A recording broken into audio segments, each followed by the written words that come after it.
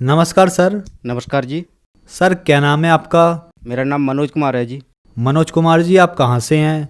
मैं जलेसर डिस्ट्रिक्ट एटा उत्तर प्रदेश का रहने वाला हूँ। मनोज कुमार जी, संत रामपाल जी महाराज से कब जोड़े आप? सर जी, मैं संत रामपाल जी महाराज से 17 अप्रैल 2012 में जुड़ा था।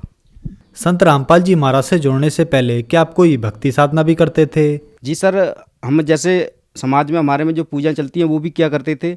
इसी में जो है मुझे एक संत आसाराम बापू जी हैं, वो हमारे पड़ोस में हैं, वो उन्हीं की मतलब शिष्य थे। तो वो उन्होंने हमें बताया था कि ऐसे ऐसे वहाँ पे चले। मुझे सर जी एक बहुत ही लाइलाज बीमारी थी, तो वो ठीक नहीं हुई थी। तो वो बोले कि वहाँ पे चलो आसाराम जी के उसमें सत्संग में, तो वहाँ पे आप ठीक हो जाओगे। तो मैंने बोला चलो। तो वहाँ पे गए थे तो सर जी वहाँ पे जो है वो नाम दीक्षा, जैसे आसाराम बापू है ना, तो वहाँ पे नाम दीक्षा जो देते थे वो, तो जैसे नाम दीक्षा वालों के लिए वो अपना एक पैकेट देते थे अलग से, तो उसमें जो है पैसे लगते थे। तो वो 150-200 रुपये का पैकेट दिलवाया था वहाँ पे उन्होंने। देने के बाद और जो नाम दीक्षा देते हैं ना, वो आगे बैठा लिया करते थे और बाकी पीछे। तो वहाँ पे हजारियों की तादाद में ऐसे लगाते थे वो लाइन। तो वहाँ पे जो है आसाराम बापू स्टेज पे आते थे, तो वो बोलते थे कि वो करीब 6-7 मंत्र देते थे जो आगे बैठे थे जिन्हें दीक्षा दी जाती थी। तो वो 6-7 मंत्र देते थे ना, तो वो बोलते थे कि जिसको जो अच्छा लगे वो अपना चॉइस कर ली इसमें से। तो वो हमने एक मंत्र चॉइस किया था उसमें से, ओम नमोम भगवते वासुदेवा। तो उसी मंत्र का जप किया करते थे। तो सर जी एक बार उनका समागम हुआ था मथुरा में, तो वहाँ पे भी गए थे हम।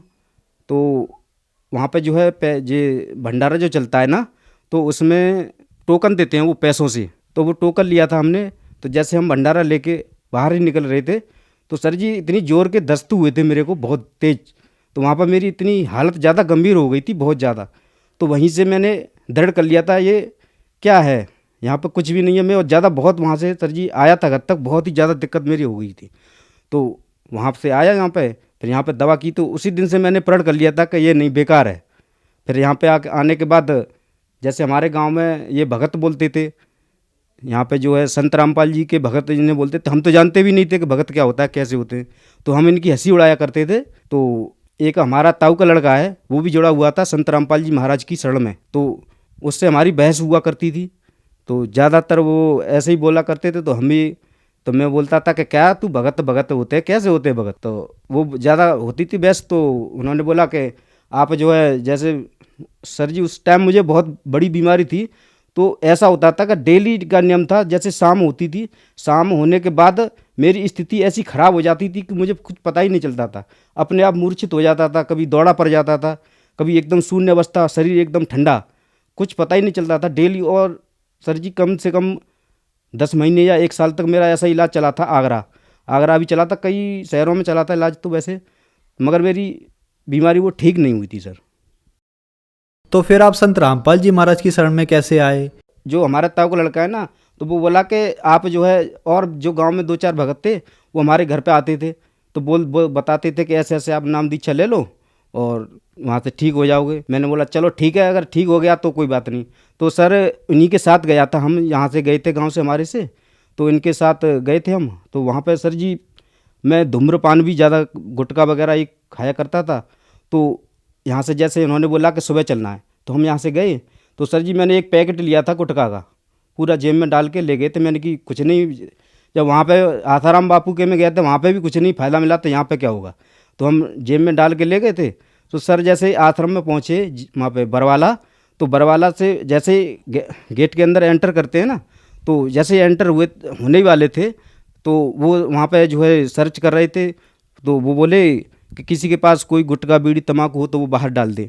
तो मैंने सर क्या किया था, मैंने सोचा बाहर क्या डालूँ, वो टोकरी सी रखी हुई थी वहाँ पर डाल दो। मैंने कि वहाँ से बाहर निकल के मैं थोड़े रोड पे आके, एक वो कीकड़ का पेड़ खड़ा था, तो वहाँ पे मैंने हाथ से गड्ढा करके और वहाँ पे वो पैकेट डाल आया।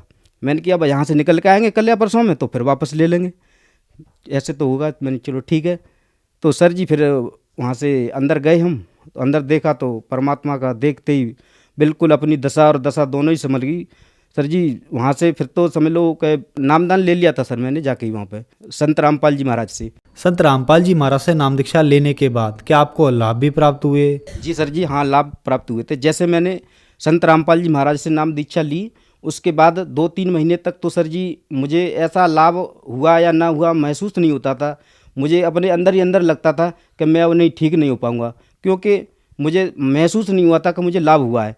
मगर सर जैसे पहला मंत्र जब गुरुजी संत रामपाल जी ने दिया था, उसके 4 महीने बाद करीब 19 अगस्त 2012 में जैसे मैंने सतनाम की दया बख्शी संत रामपाल जी महाराज ने, जैसे शाम को मैंने जैसे गुरुजी ने सतनाम दिया था ना, उसी शाम को जैसे हम लेटे हुए थे आश्रम में ही, तो लेटते ही जैसे ही पहली नींद आई थी तो गुरुजी है का संत रामपाल जी मेरे सपने में आ गए।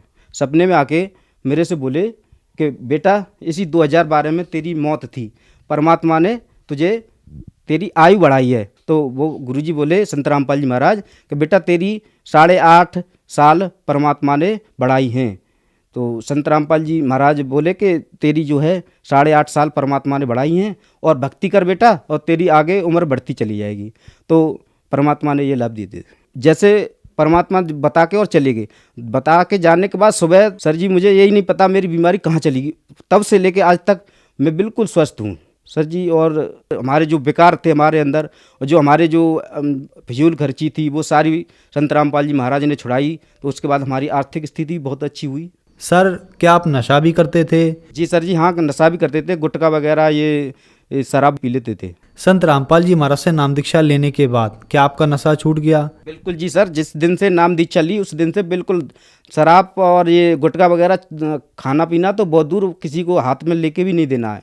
उसी दिन से आज तक बिल्कुल छूट गए सर। सर संत रामपाल जी महाराज से नाम दीक्षा लेने के बाद आपको बहुत सारे लाभ प्राप्त हुए, तो जो समाज आज आपको देख रहा है आप उनके लिए क्या कहना चाहेंगे? जी सर, संदेश तो क्या दे सकते हैं, प्रार्थना ही कर सकते हैं कि संत रामपाल जी महाराज को ज्ञान को समझो और उनसे नाम दीक्षा लो। और पहले तो उनके ज्ञान को परखो खूब। संत रामपाल जी बताते हैं कि पहले इस ज्ञान को समझो, उसके बाद खूब समझ में आ जाए, उसके बाद जो है आगे अपना नाम दीक्षा का जो बताते हैं संत रामपाल जी वो अपना करो। सर संत रामपाल जी महाराज से नाम दीक्षा कैसे ली जा सकती है? सर संत रामपाल जी महाराज से नाम दीक्षा ये साधना चैनल पर शाम को 7:30 बजे से 8:30 बजे तक साधना चैनल पर संत रामपाल जी महाराज का सत्संग आता है। तो उस पर नीचे एक पीली पट्टी चलती है, तो उस पर जो है नंबर कॉन्टैक्ट वगैरह सब लिखे हुए तो उनसे आप कॉन्टैक्ट करें और वहाँ से जो है वो अपना डिस्ट्रिक्ट वाइज एरिया में जो है उनका केंद्र सेंटर बने हुए हैं, तो वहाँ पे जाके आप नाम दीक्षा ले सकते हैं। धन्यवाद सर। सच साहिब जी।